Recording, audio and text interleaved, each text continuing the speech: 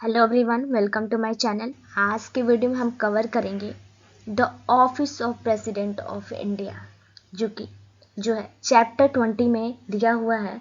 The union executive, यानी कि इसमें the president, vice president and council of minister, ये सारे टॉपिक चैप्टर 20 में कवर है। लेकिन आज का जो लेक्चर है उसमें हम देखेंगे द प्रेसिडेंट, जो कि आर्टिकल 52 से 78 तक कवर करता है, जिसमें हम पहले देखेंगे द प्रेसिडेंट ऑफ इंडिया, यानी कि प्रेसिडेंट ऑफ इंडिया क्या होता है, उसका वो क्या है, हेड ऑफ स्टेट है या हेड ऑफ गवर्नमेंट है। और देखेंगे कि प्रेसिडेंट बनने के लिए क्या क्वालिफिकेशन की ज़रूरत होती है। देखेंगे कंडीशन ऑफ प्रेसिडेंट्स ऑफिस, देखेंगे official residence, employment and allowance of president, इसका जो अलाउंस है, पेंशन वगैरह है, मतलब क्या होता है। ये सारी जो बातें हैं वो इस वीडियो में क्या करेंगे, कवर करेंगे। देखेंगे प्रेसिडेंट का इलेक्शन कैसे होता है, प्रेसिडेंट ओथ कैसे लेते हैं, प्रेसिडेंट का ऑफिस में कितना टर्म होता है, कितने साल के लिए अपने ऑफिस में बने रहते हैं। देखेंगे प्रेसिडेंट के ऊपर अगर कोई भी इम्पीचमेंट लगता है तो उसका प्रोसीजर क्या है। और देखेंगे प्रेसिडेंट को क्या क्या प्रोटेक्शन मिले हैं, कॉन्स्टिट्यूशन में क्या क्या प्रेसिडेंट के लिए प्रोटेक्शन दिए गए हैं, जो कि अगर देखा जाए आम सिटीजन, आम पीपल के लिए उतने सारे प्रोटेक्शन नहीं है जितने कि एक प्रेसिडेंट के लिए प्रोटेक्शन यहाँ पे दिया गया है। ओके, तो क्यों दिया गया है इसके बारे में भी सारी जानकारी हम देखेंगे आज ही के वीडियो में। और लास्ट में को पता चलेगा कि इस वजह से प्रेसिडेंट को इतने सारे प्रोटेक्शन दिए गए हैं। ओके, तो वीडियो स्टार्ट करते हैं और देखते हैं the president of India. There are shall be president of India, article 52, यानी कि जो कॉन्स्टिट्यूशन का आर्टिकल 52 है वो ये बोलता है कि भारत में एक राष्ट्रपति होगा, ठीक है, जो कि क्या होगा, हेड ऑफ स्टेट होगा, यानी कि स्टेट का हेड होगा, सेरेमोनियल हेड होगा, ट्यूटुलर हेड होगा। उसको मतलब कि हमारे राष्ट्रपति को ट्यूटुलर हेड भी बोलते हैं। ओके, और हेड ऑफ स्टेट तो होता ही है। जो सारा पावर है अगर देखा जाए तो सबसे ज़्यादा पावर प्रेसिडेंट के पास है। मतलब कि यूनियन एग्जीक्यूटिव पावर में यूनियन का सारा जो पावर है वो प्रेसिडेंट के हाथों में है। वो यानी कि कॉन्स्टिट्यूशन के अकॉर्डिंग क्या कर सकता है, सारे पावर को यूज़ कर सकता है, डायरेक्टली यूज़ करेगा या अपने जितने भी ऑफिसर सब ऑर्डिनेट हैं उनके मतलब कि डायरेक्शन के, उनके सजेशन से भी वो क्या काम कर सकता है, जो कि आर्टिकल 53 में दिया गया है। द एक्सप्रेशन ऑफिसर सब ऑर्डिनेट टू हिम का मतलब यहाँ पे है कि जितने भी उसके प्राइम मिनिस्टर हैं और प्लस कैबिनेट ऑफ मिनिस्टर हैं, यानी कि पीएम प्लस सीओएम जितने भी हैं वो क्या करेंगे, उसको सजेशन दे सकते हैं या कोई भी सुझाव दे सकते हैं या कोई भी ऐसा बात कर सकते हैं जो प्रेसिडेंट को अच्छा लगे, उनके अकॉर्डिंग भी वो क्या करेगा, काम करेगा। ओके, जो एक्सप्रेशन है एग्जीक्यूटिव पावर वो बेसिकली डिफाइन तो नहीं है कॉन्स्टिट्यूशन में, लेकिन जो आर्टिकल 73 है वो ये प्रोवाइड करता है executive power of union shall extend to the matter with respect to which parliament has power to make laws and include the exercise of such rights, authority and jurisdiction as are exercisable by the government of India by virtue of any treaty or agreement। जैसे कि जो parliament है वो जैसे कोई भी law तो बनाती है ना, पार्लियामेंट हैज मतलब power to make a law, parliament के पास पूरा पावर है लॉ बनाने का। लेकिन अगर प्रेसिडेंट भी क्या कर सकता है, अकेले ऑर्डिनेंस ला के, ऑर्डिनेंस पास करा के भी क्या कर सकता है, डायरेक्टली लॉ पास करा सकता है, लॉ बना सकता है। तो उसके पास भी क्या है, ऑर्डिनेंस मेकिंग का पावर पूरा पूरा क्या है, प्रेसिडेंट के पास ही तो है। और जितने भी अगर देखा जाए कि ये बहुत सारे मतलब जो गवर्नमेंट ऑफ इंडिया के बहुत सारे जुरिस्डिक्शन है, बहुत सारे ट्रीटी और एग्रीमेंट होता है मतलब कि गवर्नमेंट के बीच में, वो सारी चीज़ें जो है अगर देखा जाए लॉ बनाने का, तो वो क्या है, वो प्रेसिडेंट भी कर सकता है डायरेक्टली अपने पावर का इस्तेमाल करके, क्योंकि वे हेड ऑफ स्टेट है, वो कुछ भी कर सकता है। अगर कॉन्स्टिट्यूशन में देखा जाए तो सबसे ज़्यादा जो पावर है वो प्रेसिडेंट को ही दिया गया है। ओके, अब देखेंगे the qualification of the president, article 58 में प्रोवाइड है qualification which person must possess being elected to the office of the president of India as follow, यानी कि आर्टिकल 58 ये प्रोवाइड कराता है कि कोई भी अगर प्रेसिडेंट यानी कि इंडिया में प्रेसिडेंट बनता है तो उसके इलेक्शन के लिए क्या क्या क्वालिफिकेशन की ज़रूरत है। पहली बात तो वो सिटीजन ऑफ इंडिया, इंडिया का ही सिटीजन होना चाहिए, उसका सिटीजनशिप इंडिया की होनी चाहिए, और एज वो 35 ईयर एज उसकी कंप्लीट होनी चाहिए, या तो वो क्वालिफाइड हो election as a member of house of people, Lok Sabha से वो क्या इलेक्टेड हो as that is must be registered as a voter in any parliamentary constituency. Okay, तो पहली बात तो अगर वो कोई भी इंसान अगर देखा जाए प्रेसिडेंट बनना चाहता है, पहली बात तो मैंने बताया कि सिटीजन ऑफ इंडिया होना चाहिए, 35 ईयर एज कंप्लीट होनी चाहिए। दूसरा कि लोकसभा से वो क्या हो, इलेक्शन पास हो, यानी कि इलेक्शन जीता हो, या उसको पार्लियामेंट्री कॉन्स्टिट्यूशन में कहीं भी मतलब कि उसका रजिस्टर्ड हो एज अ वोटर।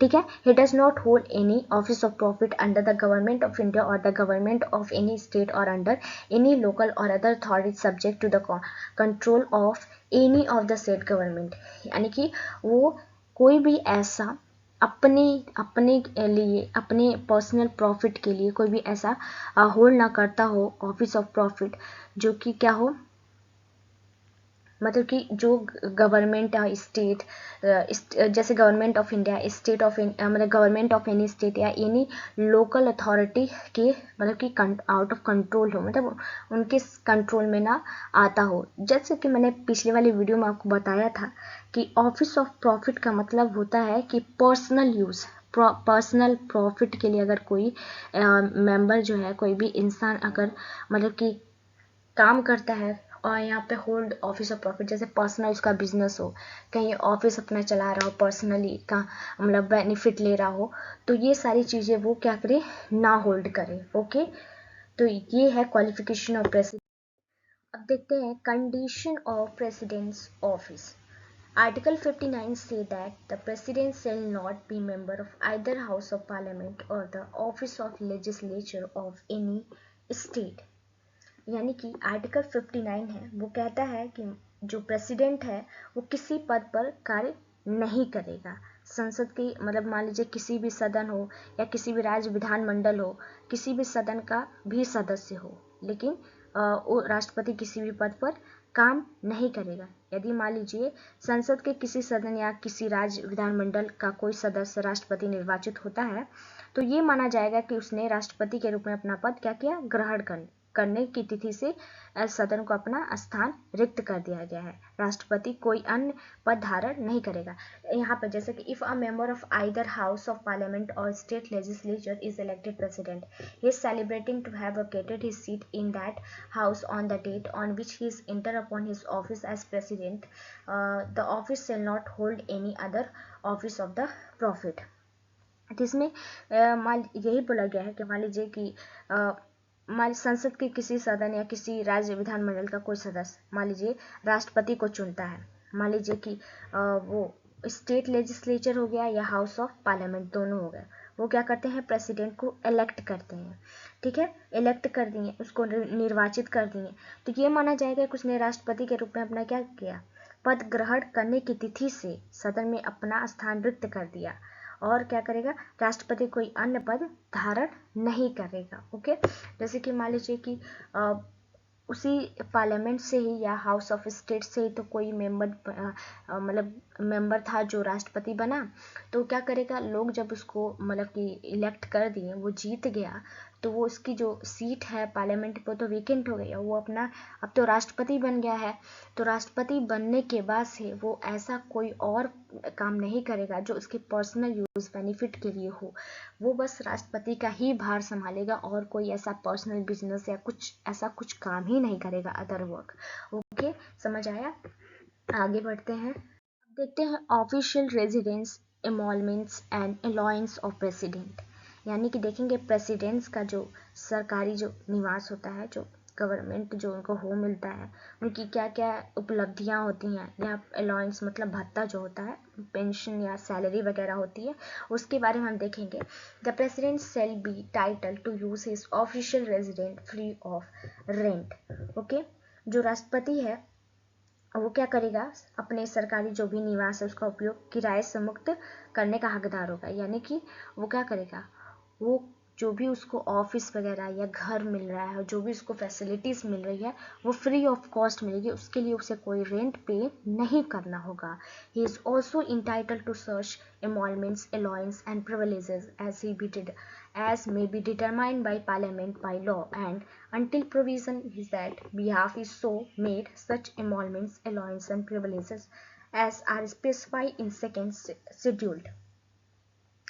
क्या करेगा, जो भी संसद द्वारा उसे लॉ द्वारा निर्धारित की जाने वाली ऐसी कोई, मान लीजिए कि ये हो गई एमॉलमेंट्स हो गई या अलाउंसेस हो गई या प्रिविलेजेस हो गई, जो भी डिटरमाइन की गई हैं, ओके, पार्लियामेंट के द्वारा जो भी लॉ बना के डिटरमाइन की गई हैं, वो क्या करेगा, वो सबका हकदार होगा. ओके, सब कुछ उसको मिलेगा, जिसका मान लीजिए कि जब तक उसको मतलब कि जब तक उसके मतलब कि कोई ऐसा कुछ ना लाया जाए, कोई ऐसा लॉ नहीं लाया जाए, प्रावधान ना बना दिया जाए, या तब तक उसे जो भी कॉन्स्टिट्यूशन में या पार्लियामेंट के द्वारा जो भी लॉ बना दिया गया है, मतलब कि वो सारे उसको प्रिविलेजेस मिलते रहेंगे. Okay, the parliament enacted the president's emoluments and pension act 1951 to provide for the emolument and pension of the president.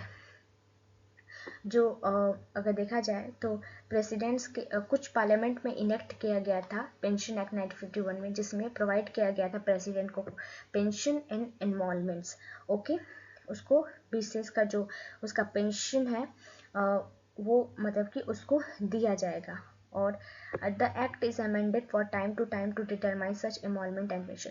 और जो ये अमेंडमेंट है, पहली बात है जो कॉन्स्टिट्यूशन में ये जो प्रेसिडेंट के लिए जितने भी हैं, उसकी सैलरी कभी प्रेसिडेंट के कम नहीं होगी, वो बढ़ती ही रहेगी. पेंशन की बात की जाए तो वो कभी घटेगी नहीं, बढ़ती ही रहेगी.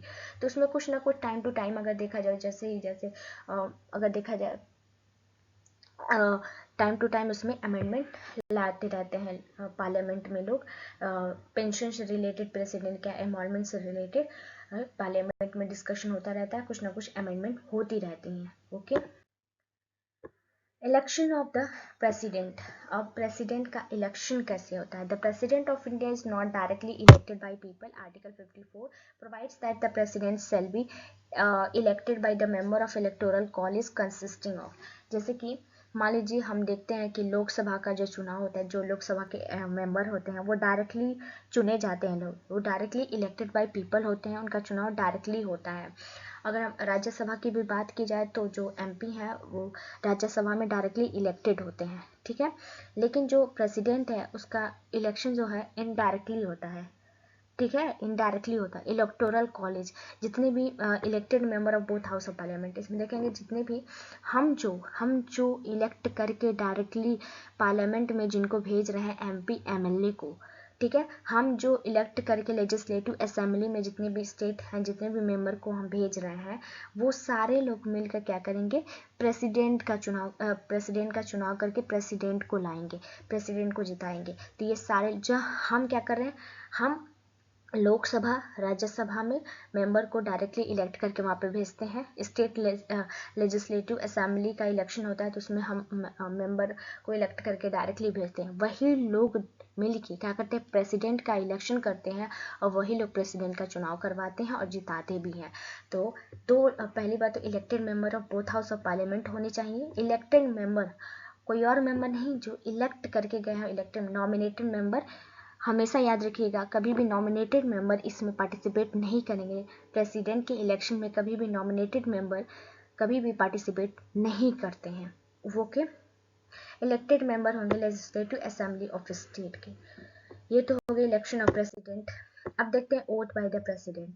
According to article 60, before entering upon the office the president has taken an oath of the affirmation in the presence of Chief Justice of India or in his absence of senior most judge of the Supreme Court available to preserve, protect and defend the Constitution, the law and to devote himself to service involving the people of India. जो according to article 60 ये बताता है कि president क्या करेगा, office में inter होने से पहले एक ओथ लेगा, किसके सामने, चीफ जस्टिस ऑफ इंडिया के सामने एक अपना अफर्मेशन देगा. या तो मान लीजिए चीफ जस्टिस ऑफ इंडिया अगर एब्सेंस होते हैं तो सीनियर मोस्ट जजेस जो होंगे सुप्रीम कोर्ट के, वो वहाँ पे मतलब कि प्रेजेंस होंगे और वो मतलब कि क्या वो दिलवाएंगे कि जो हमारा प्रेसिडेंट है वो क्या करेगा, प्रोटेक्ट करेगा, डिफेंड करेगा कॉन्स्टिट्यूशन को, जितने भी लॉ हैं, और उनके प्रति अपनी डिवोटी दिखाएगा और अपनी मतलब कि जो भी सर्विस है उसके प्रति बहुत ही ईमानदार रहेगा और लोगों के प्रति बहुत ही ईमानदार रहेगा। जब तक उसकी सर्विसेज रहेंगी वो क्या करेगा, अपनी पूर्ण निष्ठा से, अपने मन से, लगन से क्या करेगा, काम करेगा उनके प्रति। तो ये प्रेसिडेंट की ओथ होती है जो आर्टिकल 60 में दी गई है। ओके, देखेंगे term of office of the president. Article 56 से that president shall hold office for terms, यहाँ पर होगा terms of 5 year for the date on which, एक सेकेंड, यहाँ पर टर्म्स होगा तो देख लीजिएगा प्लीज, यहाँ पर सेल होगा वो वाला मस्ट वाला। 5 year in date on which she or he enters upon his office, even after the expiry of his terms, he shall continue to hold office until his successor enter upon his office. Article 56 ये बोलता है कि president क्या करेगा, office hold करेगा 5 year, यानी कि उसका टर्म ऑफ ऑफिस क्या है, 5 ईयर तक है, जब तक कि वो क्या करेगा, ऑफिस में एंटर नहीं हो जाता और उसका जो मान लीजिए उसका जो टर्म है अगर एक्सपायरी हो जाता है, फिर वो क्या करेगा, ऑफिस में कंटिन्यू बना रहेगा जब तक कि उसका सक्सेसर उसका इलेक्शन या जीत करके ऑफिस में ना आ जाए, जब तब तक वो क्या करेगा, ऑफिस को होल्ड किया रहेगा। और जो हमारा प्रेसिडेंट है वो री इलेक्शन के लिए भी हमेशा इलिजिबल होगा, ठीक है, इलिजिबल होगा, वो हमेशा री इलेक्शन के लिए खड़ा हो सकता है। He may be elected for any member of terms, but in America after 22nd amendment to the USA constitution a person can not be elected to the office of president more than twice. अगर India की बात की जाए तो यहाँ पे president कभी मतलब कितना भी चुनाव लड़ सकता है, जीत सकता है, कितनी बार भी वो प्रेसिडेंट बन सकता है, उसका कोई लिमिटेशन नहीं है। लेकिन अगर अमेरिका की बात की जाए तो वहाँ पे 22nd अमेंडमेंट के थ्रू यूएसए में कॉन्स्टिट्यूशन में ये बनाया गया कि कोई भी अगर पर्सन है वो 2 बार से ज़्यादा कभी प्रेसिडेंट नहीं बन सकता है। ओके, ये अमेरिका का है। The President in India may, however, resign his office before the expiry of his normal terms of 5 years by writing to his vice president. तो क्या कर सकता है, अगर कोई प्रेसिडेंट है इंडिया का तो वो अपने कार्यकाल के अंदर भी, जब मान लीजिए एक्सपायरी नहीं, 5 साल अभी खत्म नहीं हुआ, उसके पहले भी वो रिजाइन दे सकता है, लेकिन वो क्या करेगा, लिखित में वाइस प्रेसिडेंट को रिजाइनेशन का वो क्या करेगा, एप्लीकेशन लिखेगा, उसके बाद से वाइस प्रेसिडेंट को देगा, वाइस प्रेसिडेंट जब वहाँ पर साइन कर देंगे तो वो क्या करेगा, रिजाइन दे सकता है आराम से।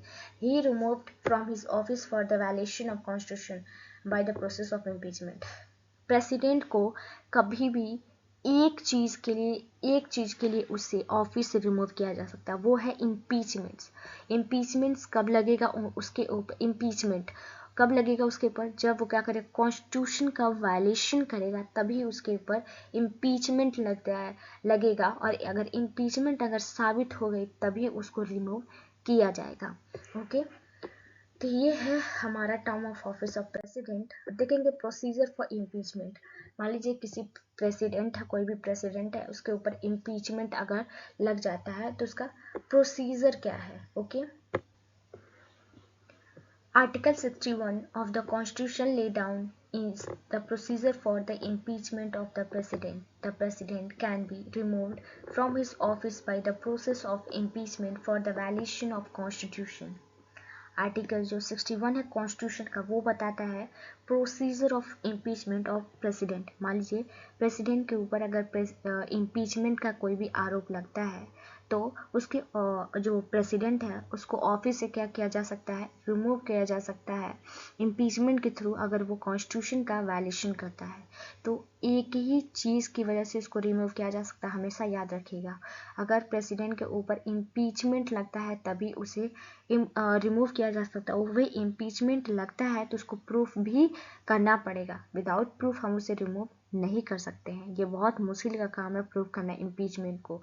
ओके, तो impeachment charge against him may be initiated by either house of parliament, यानी कि जो इम्पीचमेंट है वो कोई भी हाउस का जो जो पार्लियामेंट के कोई भी हाउस है वो उसके ऊपर चार्ज कर सकता है।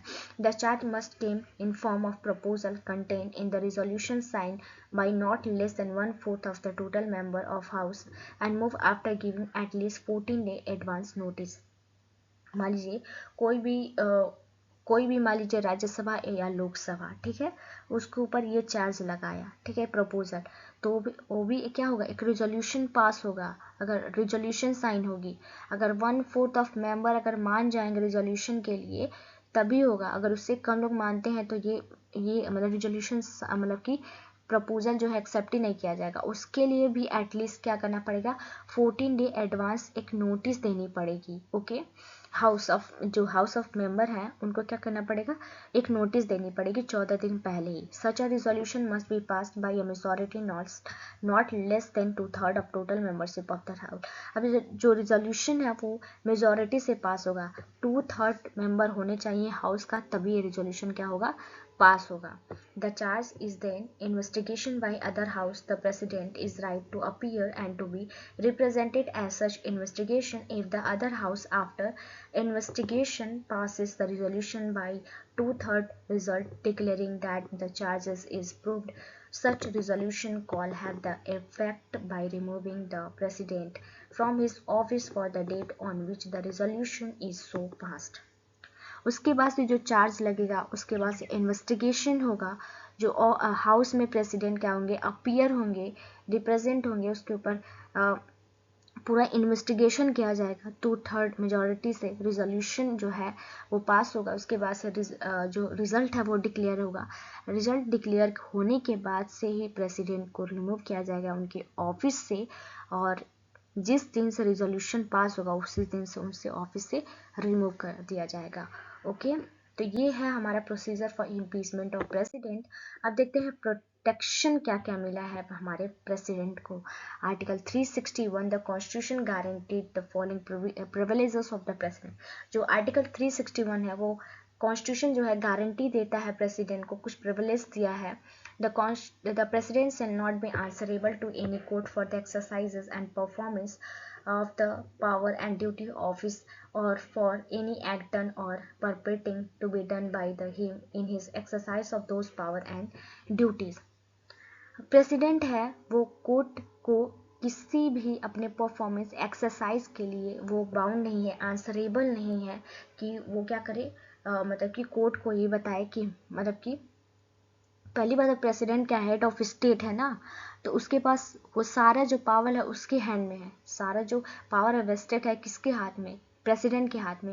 तो वो किसी भी ऐसे अपने परफॉर्मेंस काम के लिए आंसरेबल नहीं है कोर्ट को, और कोर्ट भी उस मतलब कि ये नहीं पूछ सकता है कि मतलब कि आपने ये काम क्यों किया, आपने परफॉर्मेंस क्यों की, किस लिए किया। तो ये जो पावर एंड ड्यूटी है वो क्या है, वो मतलब प्रेसिडेंट के हाथ में। However, the conduct of president may be brought under review by any court, tribunal or body appointed or designated by either house of parliament for the investigation of charge in impeachment proceeding, and immunity afforded to the president will not restrict the right of any person or being sued against the government of India.